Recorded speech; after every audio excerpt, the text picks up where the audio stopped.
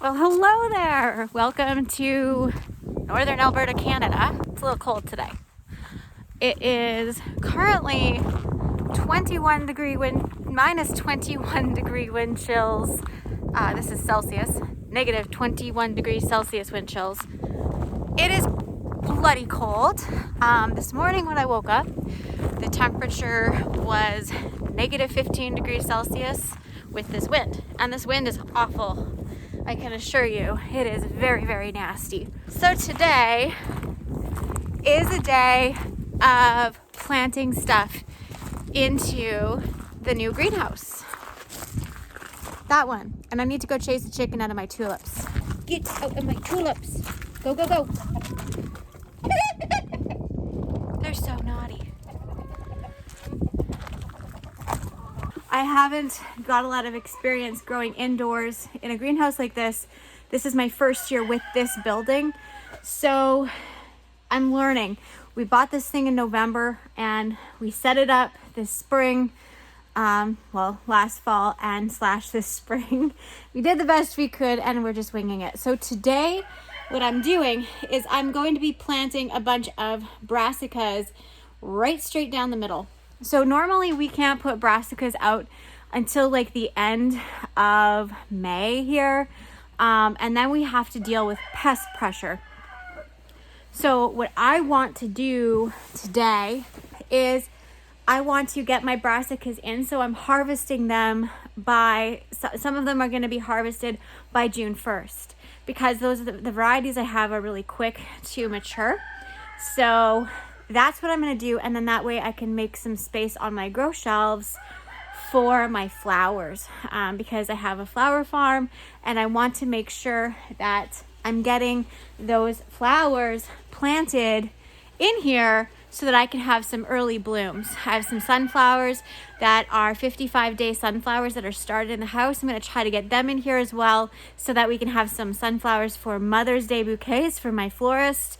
That's an experiment. I don't know if it's going to happen, but I'm going to definitely try. So today is going to be doing a little bit of amending.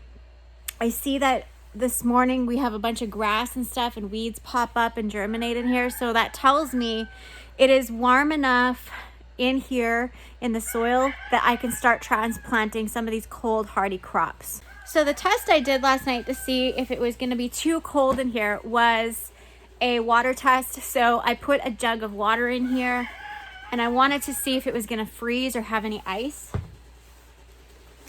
And it was thawed and it was actually warm. It wasn't cold, like it was warm this morning. So that tells me that I can actually plant in here and not worry about my transplants getting too shocked or getting too cold. So I'm going to start packing some amendments in here and then we will start planting some brassicas. We're going to wing it. We're going to wing it today, guys. Sorry, I thought I was recording and I didn't. I missed it. I made a bed. So, I don't know the dimensions of it. So this will give me room to have my tables on one side and then I can plant my cut flower stuff on the other side. And that should give me enough room once I'm done with the tables.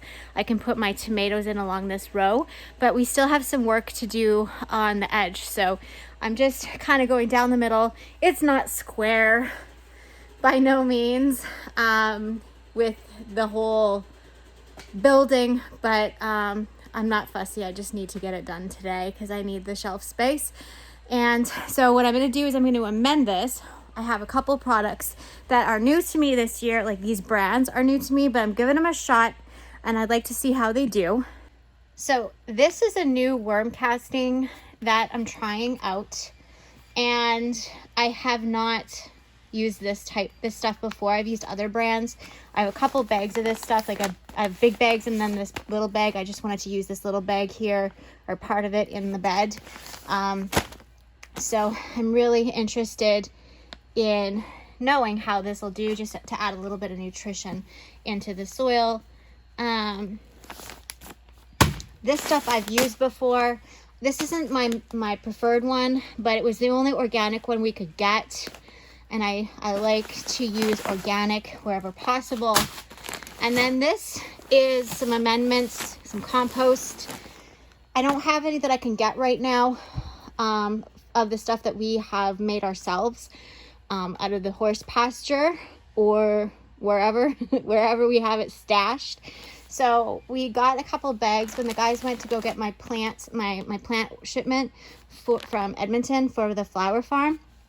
My wholesale order, they stopped at Canadian Tire, I think, and they could get this golf green stuff. The garden centers are not open here yet, so this was all they had. I'm hoping it wasn't old stock that's full of bugs, but we'll see. So it's just 555 compost. It also has worm castings and peat moss. So my soil is really heavy. It's clay mix, so I'm hoping, like where I'm planting these brassicas, this was all hauled in compost. We hauled that in truckload by truckload when we built this garden. So there was like 8 end dump loads of compost for this the whole farm area. And so this here was where I have it. It's actually cow manure and a little bit of like just topsoil, I guess, mixed in. Also, what I would like to do is I'm going to put pathways in between.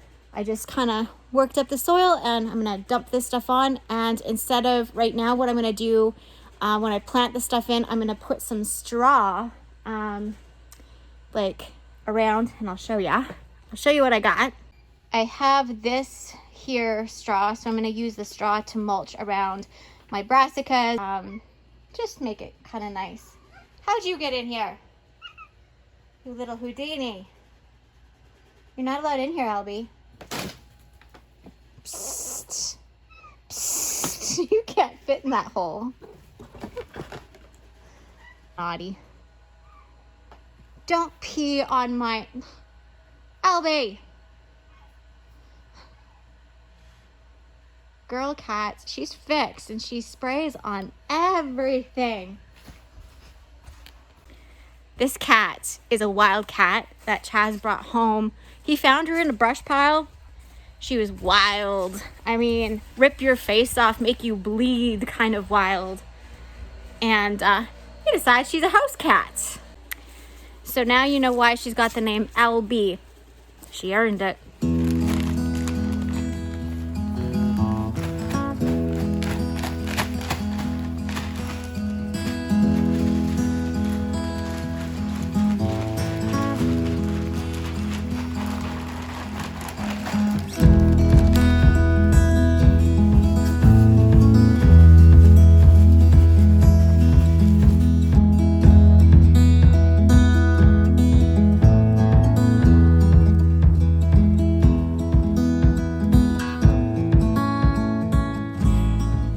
Day when I worked oil field construction, I was a pipeliner, a laborer on a pipeliner, and one of my jobs a lot of the times was raking gravel.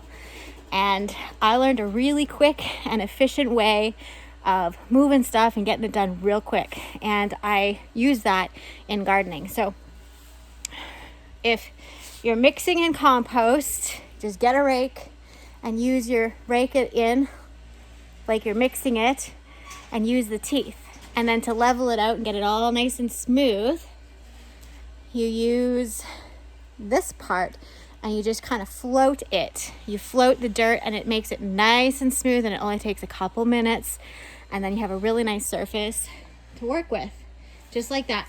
It took me about 1.5 minutes to get this entire bed ready to plant in. Easy peasy. And I can assure you gardening is a lot easier than packing propane tanks up and down ditches. So since my seedlings, they're inside and they have not been outside before and it's so cold, I need to go find a tote to put on this little wagon and or a box or something to put the seedlings into to transfer them over here so they're not gonna shock from this blast of Arctic air. It is really cold, like it is negative 15 degrees Celsius right now, and I don't really want, it's actually no, probably warmer, probably negative 12. negative 12 degrees Celsius. That's my conclusion. But it's cold. It is really, really chilly. So I want to bring over the plants and get them in here and let them have time before I put them in the ground. That's okay, because I have some boards and stuff I need to kind of bring around and just kind of place along the side of the greenhouse to stop any breeze from coming in, just so they don't shock. The soil is quite warm. It's not hot. It's quite comfortable, like having my hands in there and stuff, digging out weeds. Deep down it's frozen still, but it kind of balances out because it's really hot inside the greenhouse, and then with that cool soil, it's quite nice. It's refreshing. So I'm hoping my little brassicas will be like, oh, this is refreshing, rather than being in a house under a lamp. So we'll see. And that is annoying. My wind thing is, I need to crawl up there and give it some WD-40. It kept me up last night. I was so mad. I was blaming the guineas. And it wasn't. It was the noisemaker roofie thing. That's what I call it. The noisemaker roofie thing. Sounds like a good name to me. Maybe another word in front of it. Starts with an F, ends with an ing. She thinks she's gonna catch those birds. Good luck, Albie. When she pounces, she goes prrr. It's quite funny. Earlier today, I totally missed getting it too. But earlier, she was trying to catch a magpie, and I wish I would have had my camera, because it was the funniest thing I have ever seen her do. But she's sneaking up, and she's got her tail just a swooshing, and there's a magpie sitting on a log looking at her. And she's close. Like, she's probably from me to Sadie away from this magpie. Pretty close. And she's determined she's going to catch this bird.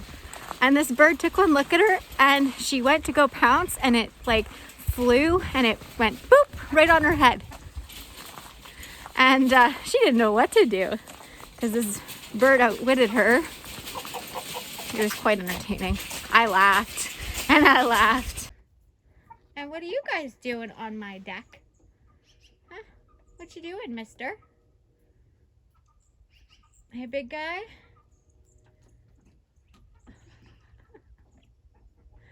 Must be spring. The guineas are on the deck again. Our direct sow jugs are pretty frozen.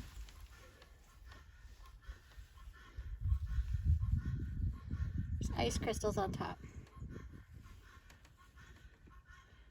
They're still there, but I don't know if they're going to survive this one. It was really cold. We'll see. We'll check it in a couple days. If you haven't seen that video, we did a direct sow experiment. Yeah, we'll see how it turns out. I'll link that video that we did with the direct sow, winter sow, below for you if you missed it. Alrighty, so I would really love to plant these guys out, because there are some cabbage in here that I don't have potted up, like the stonehead. This one here is a stonehead, and I would really like to plant those up. But I have these ones that I potted up that really need to go out. They really need to, and then I need to go through those ones after and see if I have space. But I would love to put the tomatoes out. The tomatoes are here, and I would love to put these marigolds out today, so because they're getting a little crowded in there. And the sunflowers, I'm going to give them till tomorrow, but they need to go.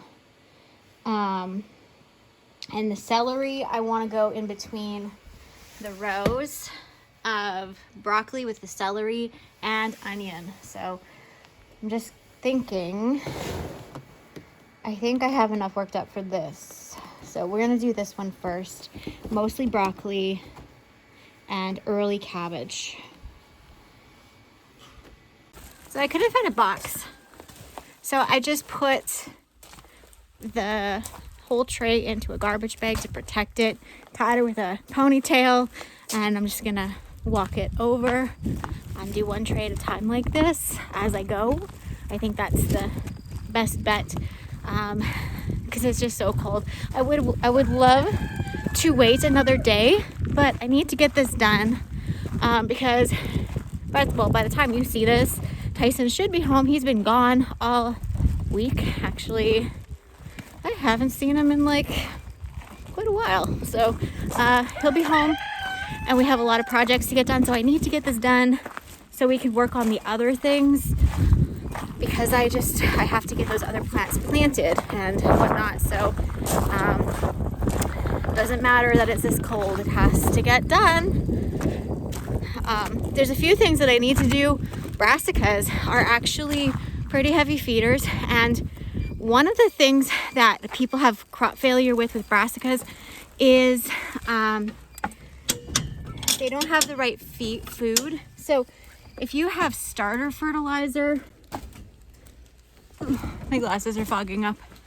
If you have starter fertilizer, like if you live in the States and you can get espoma, is that what it's called? I can't see. My glasses are fogged. Hang on. That's better. I can see again.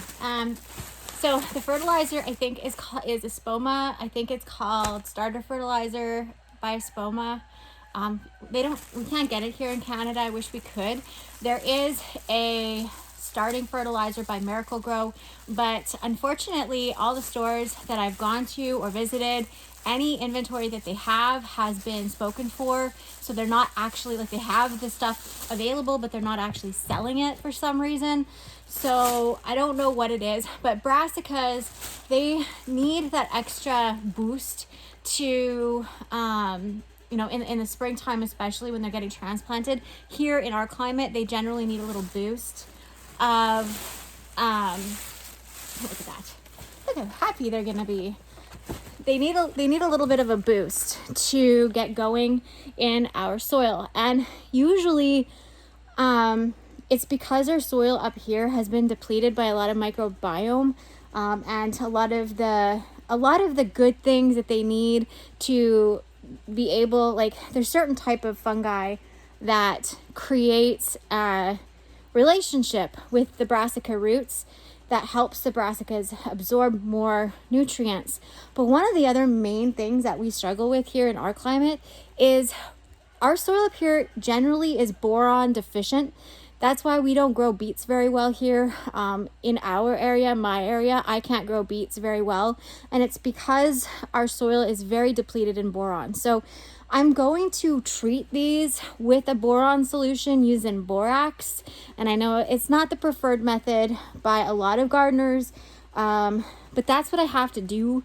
And that's because that's what it's available for me. So I'll be posting a recipe for that, of what I'm watering these in with and how I'm feeding them with boron, just to give them that little bit of a boost. I probably won't do that today, but I will probably post it in my community. So if you're a part of my community, go check it out over there. So I forgot to put the bone meal down when I amended the bed. So I'm going to go grab the bone meal and a trowel, so then I can start planting. I think it'll be good. Normally I wouldn't just put plants that are on a grow shelf in a greenhouse in the ground. What I'm going to do, because it is very bright and sunny, as you can see, it is very powerful sun inside that greenhouse. And so what I'm going to do is I'm just going to cover it with a frost cloth. I'll give it a couple hours, or not a frost cloth, but like a row cover, just to give it some filtered light and allow it to just kind of slowly acclimate. It's about 17 degrees underneath a row cover on the ground in that greenhouse right now, which is what 17 degrees Celsius, which is what it is around about in my house. I keep my house pretty cool. It got really warm in there the last couple days because I've been doing a lot of cooking and laundry, but and I had it cranked up. But that's kind of the plan so far. I was just gonna check these quickly as well. They're a little flappy, but not too bad. I thought it would be much worse because last night I got busy doing supper and a whole bunch of other things that needed to be done. And I didn't get out here till right when the sun was going down, and it was -5 degrees Celsius when I got home from getting Chaz from school or from basketball or badminton. And when I come out here after supper, it was already negative 12 degrees Celsius inside this cold frame. So I hustled, got everything covered and whatnot. The artichokes, they really did not like getting that cold last night, but they looked really great yesterday all day. I kept checking on them. These guys, they were flat. So this is the lettuce, so they could handle a little bit of frost. Just got to have a little bit of faith in them that they will survive. And same with the spinach. It was frozen solid. You couldn't even push on that. It was frozen solid, and they're doing just fine. So I think it's when you live in a cold climate, when you're used to a place like this, it's easy to just push the boundaries. And I get how a lot of you that are watching, you deal with such extreme pest pressure, and you're so much hotter. And even though you might have warmer days for a longer duration, you have just as much challenges as I do here. One of the things that I really recommend is start learning that the cold climate, there's things that thrive in cold climate, and maybe it's just a switch of variety. You know, maybe that is the secret to your success of growing more abundance, by just making some small shifts and changes in the types of varieties you're using. So right now it's about negative 12 degrees Celsius outside. The wind chill is still, I think the wind chill last I checked, it was a negative 19 degrees Celsius wind chill. And this is a cold frame. I do have my heater going just because I want to make sure I build up some heat in here for tonight, because we have one more 20 below night, and then it starts to warm up in the evenings to like negative 8 degrees Celsius, which is fine. That's more tolerable. Then I'll shut the heater off during the day and then turn it on again at night. But I mean, we went through some really cold temperatures, and I'll show you why this is called a cold frame and the difference. So this is just basically a wood frame, and it has this plastic. Plastic isn't sealed. As you can see, there's a cord running from the outside into the inside, up and under. It's not sealed off. The air can still flow, and even in between the boards there's little gaps, just because it's not a sealed unit like the greenhouse. The greenhouse has 2 layers of plastic, and there's a layer of air that holds that heat in. It works as an insulator. This frame is basically, it doesn't have that. So if I didn't have the greenhouse, how do I plant out brassicas and food to get early crops? What I do is I use totes, and I could use a small tote and then a larger tote over top. And I've done that for years. Back when I didn't have a greenhouse, back when I didn't have anything, no knowledge, no common sense, nothing. That's what I did to grow food. And it works really well because you're creating a layer of insulation between the two. You're creating a dome, and then a dome within the dome where there's air working as an insulator. And that's how snow is a great insulator. And so just take note of how nature works and apply that in some way. So create insulation with air is a really great way to protect your plants and be able to grow food in extreme conditions like here in northern Alberta. It's not as challenging as one believes it is. So the cabbage that I'm going to start with today, the Catarina, is a purple cabbage, and I believe it is a 55-day or a 60-day cabbage, which I want that closest to the door. And then the Casaro is the later one. I do have one more in the house, the Stonehead, which is a 70-day, I think, and I'm not going to plant it out here today. I'm going to plant that outside.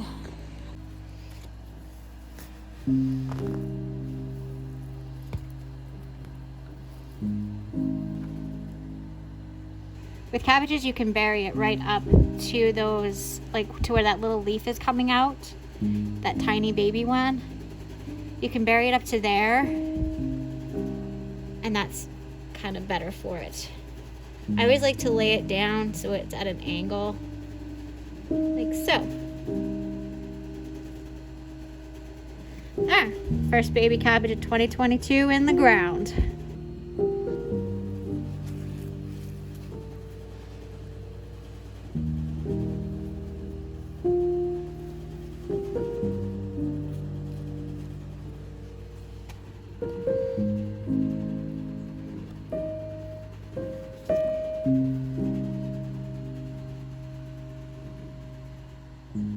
Typically, I would not plant cauliflower and broccoli with cabbage if I was planting outside later in the season. I am going to plant them together and companion plant them inside because I am planting so early. We are 1 month ahead of our insect cycle. So these, I'm hoping, will be ready to harvest within the time frame when we begin to get insect pressure. I anticipate I will have insect pressure inside of this structure because this is a garden. We put this in our garden space, and of course there's going to be larvae and all kinds of different things. I do have beneficial insects that I will be putting in here to eliminate that issue, but for right now I feel like it's pretty safe because brassicas, when you plant broccoli and cabbage together, or cauliflower and cabbage together, what happens is it attracts things like the aphids and different types of things that can harm your plants. So you want to not monocrop stuff, but because I'm doing this very controlled inside of a structure early, like 1.5, I guess it would be 6 weeks ahead of our actual growing schedule that we could grow here in northern Alberta.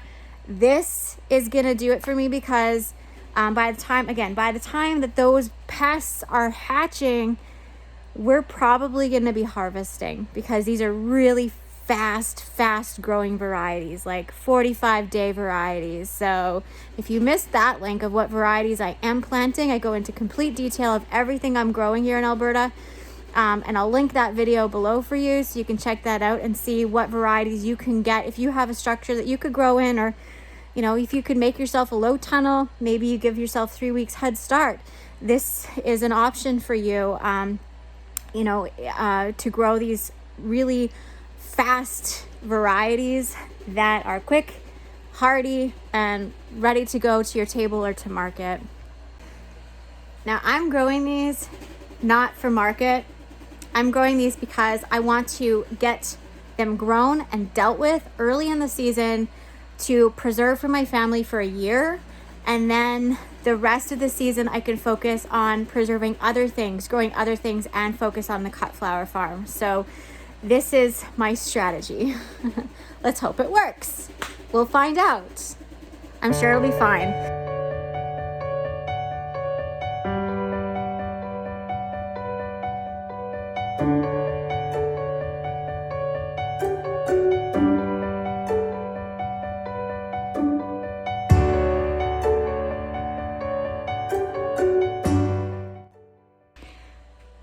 Well, I have in what I'm going to put in today. I ended up mulching with straw, and as you can see, I made like a little trail to get into there so I can weed easily and also do some planting. So you won't see that once it's all grown in. I went through and I weeded because there was a few roots for quackgrass and stuff like that, so I picked it, and I also picked out any living roots. So one of the things that is really good for the soil is leaving roots in the soil, but it only does any benefit if the roots are living. So last year I had some clover and different things that were in here, and so I just pulled that out. Now if you want to know what varieties I am growing, I'll link the video down below. These are really fast growing brassicas, but there's a couple that in that video that I didn't plant in here, but I'll show you what I do have. So we have Catarina cabbage, which is a red cabbage, and I planted just boom here. This is a very compact plant. It needs 1 square foot to grow. So then we also have artwork broccoli down here. I have patron broccoli down here. And then we have Casero cabbage down here. And then over here, we have amazing cauliflower. I had really bad germination on my cauliflower because I would have liked to have planted way more than this, but I have to do another succession and such. So, and that's that. So that's how it looks.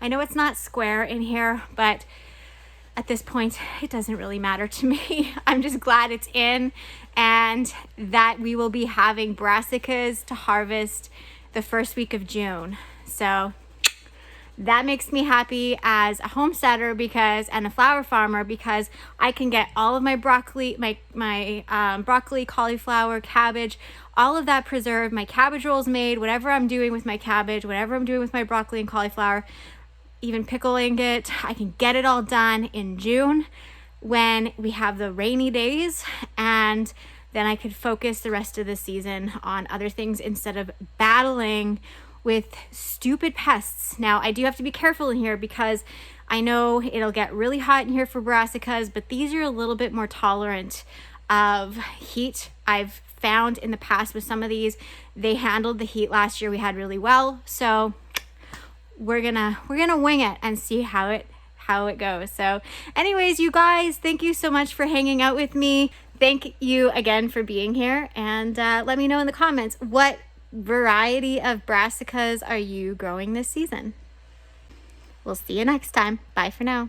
Enjoying yourself out for an afternoon stroll on the deck. I just came in, and I have dirt on my nose, and I thought of something.